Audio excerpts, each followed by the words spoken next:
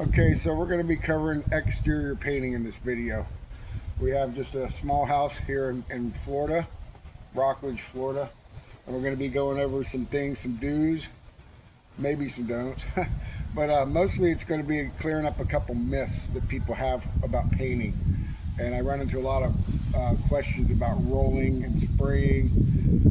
I've ran into other painters who make more work for themselves than they have to by back rolling something that doesn't need to be back rolled. So, and then also when I moved to Florida, one of my pet peeves is the salt. And you can see here that there's no paint left on it. And it's starting to turn, starting to rust. And also, it gets mildew on it and stuff. And so what I would notice is that I would observe other painters, and they come and they paint the stucco. They cut that with a brush all the way around and leave the people with the worn out soffit, no paint. It's green, it's mildew, so the bottom looks great. I don't get it. I don't get it. So I asked a painter one time, and he said, those little holes, he goes, they fill up with paint when I roll them. That's because you're not supposed to roll them, you spray them. The paint sticks fine to aluminum, it sticks fine to vinyl siding. So I've had homeowners go, oh, we're getting that replaced, just paint the house. I'm like, no, I can save that. And I've saved them $6,000 or $7,000 just spraying their soffit out for a minimal price. To me, I'd rather paint the whole house. The way this looks good and the soffit, and they're happy and I'm happy. So one of the things we're going to cover is when we do stucco, you got two things going on here. You have dead paint, which is not too bad. We pressure washed it a couple of days ago. And then you have chalkiness. The chalkiness is two things. The dead paint that's just worn out. And then also the stucco comes from underneath of the paint. Latex paint is permeable. Doesn't sound logical, but it is. And so the chalk actually comes through the paint and becomes part of the mess. So what we do is we put a clear sealer on there, a concrete sealer like Loxon, Sealcrete. Any of those are good products. Matter of fact, they're so good, if you get them on something, it does not come off. So we're going to clear seal this whole house. We're probably going to seal some of that, some of the metal. It'll stick to that metal as well, even though it's made for concrete. And it locks it down. And then, if you can see this stucco here, we're going to spray it. And it is not a deep stucco, so it's not going to have to be back rolled, contrary to popular belief by certain people.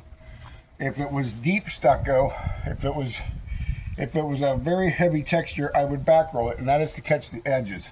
But if you're a painter and you know what you're doing and you keep your wrist perfectly straight while you're spraying, you won't have that problem. The sealer also, the sealer is going to get back rolled. We'll spray that and back roll that because it pushes it in around the sides. And then I'm just going to spray my finish.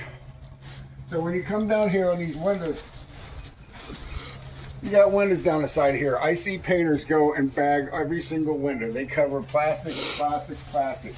If you're a painter and you know how to spray, you shouldn't have to do that unless it's a really windy day. Believe me, I do it when I have to. But if I don't have to, you're making extra work for yourself. You can take a brush and you can cut that. You can take a roller out to here and then spray from that way on. Okay, it's just that easy. When I back roll for my son, he usually sprays out here. I get my roller wet and then I take my roller across and around the window. I don't have to waste a whole day. You know, that's how you bid competitively.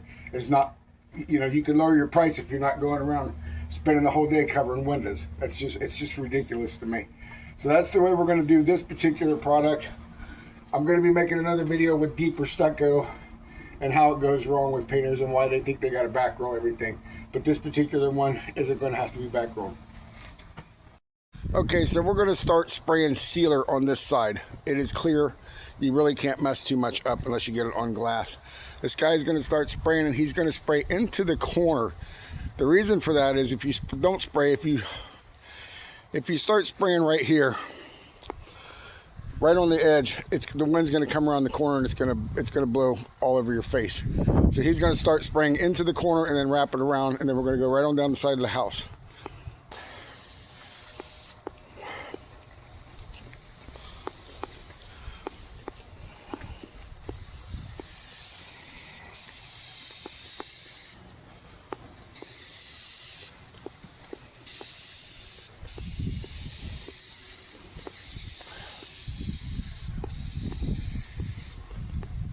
Good, we can.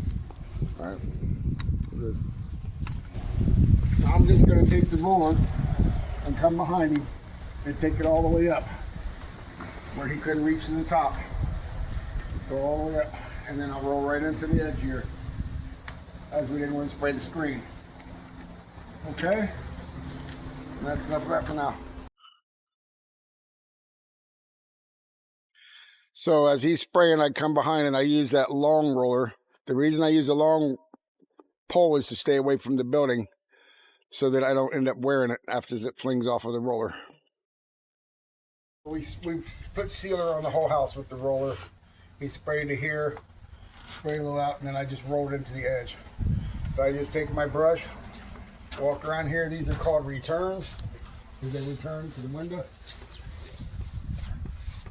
And just like that, it's done. And if I was going around putting plastic and tape on all these windows all the way around the house, I'd still be doing that, or I'd be paying somebody else to do that. If you're a contractor, you think, how much labor do I want to spend my, to do this? So it's just as easy. By the time I take a brush and do this, it's just as quick as putting tape on the window. It's actually quicker. It's sealer, it's going to run, and it dries clear, and it does not leave a drip, meaning that will dry flat. You won't see that underneath. I still roll it out, and a little bit here and there, but it will dry completely flat. So I saved all that time and on labor, not going around masking all these windows off. He's going to take that camera around and show you the glass. There is absolutely no sealer on the windows. I get into the conversation with people. And if you do this, just carry a wet rag with you. If you drip one of the windows, wipe it off. But it doesn't make you a bad painter to not bag the windows off, and I get that. Some people are like, are you going to bag the windows off? Usually I run into that with homeowners that are do-it-yourselfers. They flipped a couple of houses, and all of a sudden they know more about painting than I do. Or you get into a husband or wife who had a conversation at the office with somebody else who knows more about painting than the actual painter, or make sure he does this, make sure he does that, and they don't really know what they're talking about. There's a lot of different ways to do painting. Some of the ways are absolutely completely wrong, and some ways are just time consuming and not necessary. So we're going to get these things. He's going to show you these windows to show you there's no sealer on them, and then we're going to get into some painting, and we'll talk about that.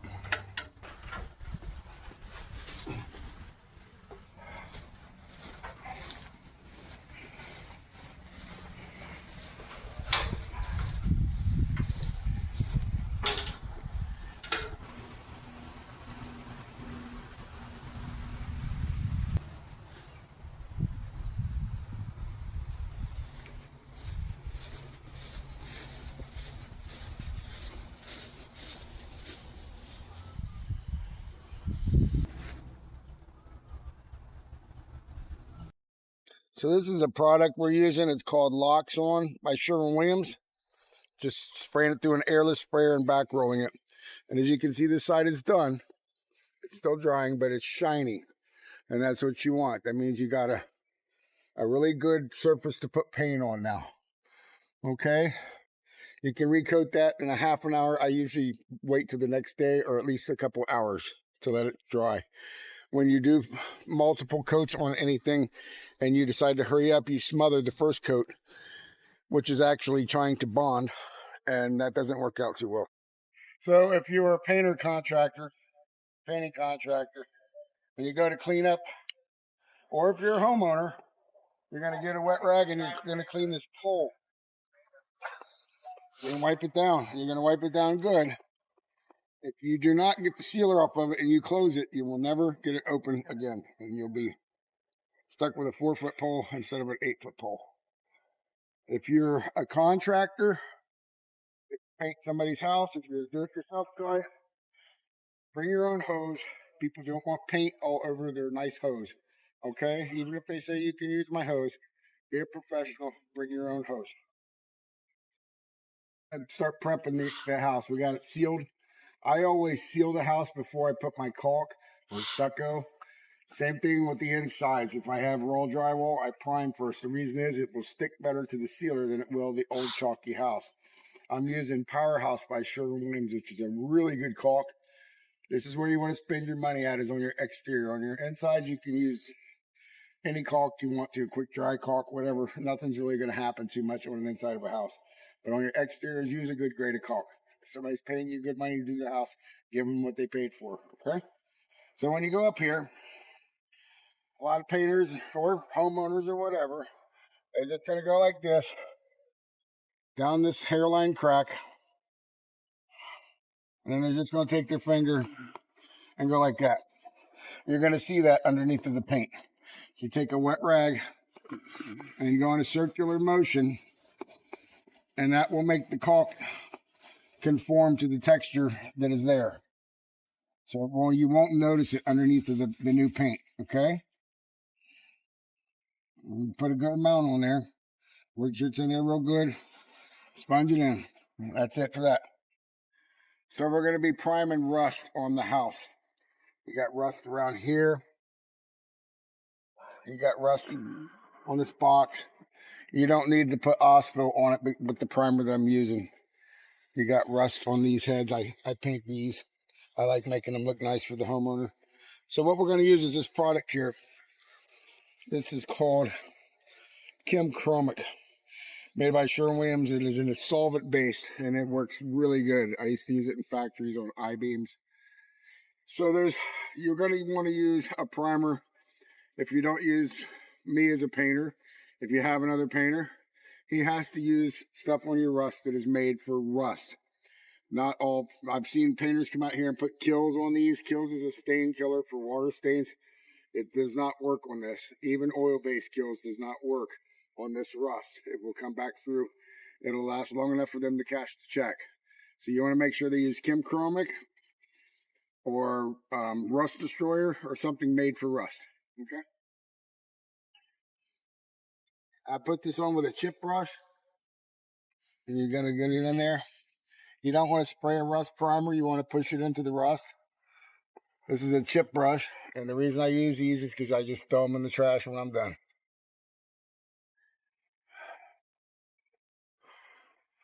It is a 24-hour primer, and the reason that is, and you should let it dry for 24 hours. And the reason is because the vapors come out of it under. If you put this on and then paint right over it, if you paint white over top of this, it'll turn yellow if you don't let it dry all enough for 24 hours. But it'll cause your paint to bubble. The vapors will try and get out, and if you paint over that, you'll have bubbles the next day. You paint over it too soon. So you want to give it time to do what it's supposed to do.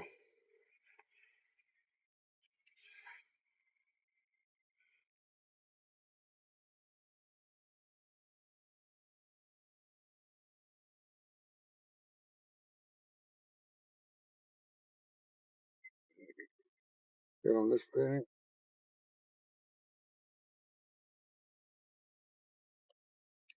We got the house all sealed up. We got things caulked. We got rust primed. I'm spraying the house and the soffit. Most painters would spray the soffit first, and then they would take a brush on the stucco and roll it down, or spray it down and then roll the whole house. If you stand, this is something that painters, just a lot of them don't know. If you stand by a house, the wind comes and hits the house and goes up. So if I was to spray my soffit first and then try and spray the body, the overspray is going to go right back on the white soffit. So I do things what other painters would call backwards, works out just fine for me, and it's even a better job. So I spray this body first, and it gets on the soffit, and then I come and I take a shield, which we'll demonstrate on the next video, and I go right there and spray the soffit, and then that's my line. If I miss a little bit, we just touch it up. It saves a lot of time. You don't have to brush all the way around the house. It looks just great. Now I'm going to demonstrate a couple things. Come closer. When you spray, this is sealed up. It's sealed. It's been pushed in with a roller. So when a guy sprays, he has to keep a straight hand with the sprayer. He don't want to go this way or this way. You want to keep a straight hand. Okay, and this is another conversation I have with people. 1 or 2 coats. Usually I paint the cover, meaning, because that's 1 coat. There's 2, 3, 4. You call it whatever you want. So we want to paint the cover, which makes it's fair to me and it's fair to the homeowner. If I go with something that has no pigment and they want to go, the house is gray and they want to go white, it's going to be a 2-coater completely, which means I'm going to paint it and it's going to dry, and then I'm going to come and paint the whole thing again. That's a different price. Okay, when you spray straight, you get in there on all sides of this stucco. There's little sides, okay, like those are little islands. If you spray sideways like that, that side of the stucco is not getting painted. That's why guys say you got to back roll it. You don't. You just have to be a good spray man. Okay, if it was a really heavy texture, believe me, I'd be rolling it, but this has been sealed really good. My young son here is going to show you how he does it. We use a shield around the windows. I just put a shield right here and spray it, and then I come back with a brush and cut in what we don't get with the sprayer and move right on around the house. Okay, so we're in the vestibule area, and just a quick note that we dig the rocks out so we don't paint all the rocks around the bottom when he sprays there. And then when it's dry, we just put them back.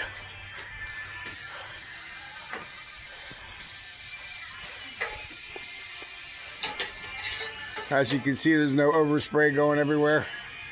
He's using a small tip, except right there when it went there. But as long as he's spraying the substrate, that's where the paint goes. That's by using the tip that's the right size for the job you're doing.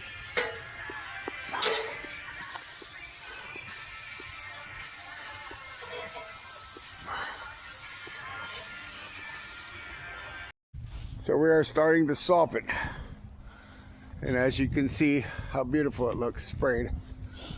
It looks brand new. We'll give you a minute or 2 to see how he does this. So we get a sprayed finish and it looks like it just came from the factory brand new.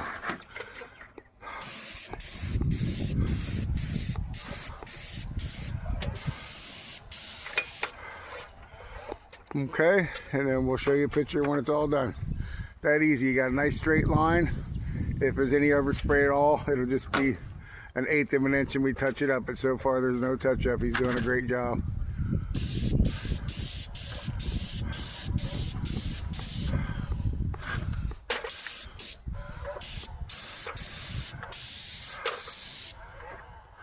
So I'm showing you this angle as he's finishing up the soffit on this side.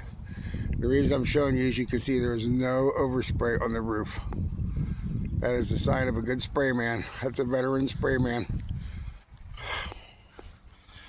And we'll come up here a little bit closer. And you can see he took that shield and there is no white paint on the green at all. He absolutely did not use a brush. He just sprays it in there with the shield. And as you can see, it comes out like gloss on the finish, like it's brand new from the factory. This is the product that was used on the soffit. The trim is Latitude, the body is Latitude satin. This is a high gloss, high performance acrylic. And that resembles or looks a lot like the finished paint that comes from factories. When you get a new soffit or gutters or anything like that from factories, they come with a gloss finish. So that's how we do it.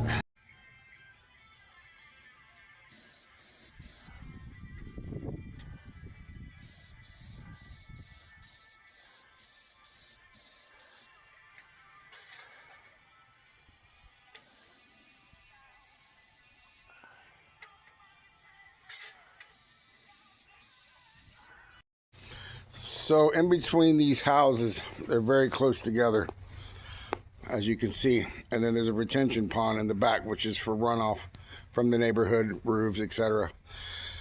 These are made in between these houses to run in the middle and go into the retention pond. So if you're cleaning paint, like I just cleaned that shield that's laying there and sprayed it off, I did it up here way in between the houses. If you do it down here towards the edge of the hill, there's a good chance if it's a rainy day and the ground is saturated, or it has rained, or it doesn't soak in, it's going to run down there and run into that pond.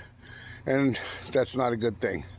We are an environmentally conscious company, as everybody should be, and we don't want paint in there killing the turtles and the fish and alligators. So, word to the wise, you want to clean up, you know, at least halfway up in between the houses so that it has a chance to soak into the ground. We do not wash brushes out in sinks, because that just goes into your sewer, goes to the sewer treatment plant, pumps back out into the river somewhere, and becomes a forever chemical. Okay, so we're wrapping this job up, and it looks really good. The whole job was sprayed except for the trim and the front door. As you can see, the soffit looks great. If you want to look at the texture, it was sprayed and it is completely covered. It was not back rolled. No paint on any glass or screens.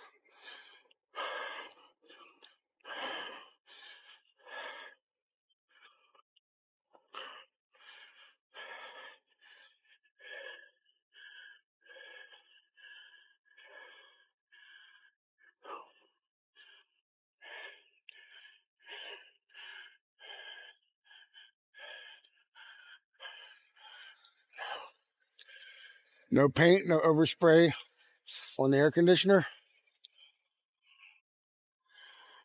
And this is the last side. That soffit is beautiful.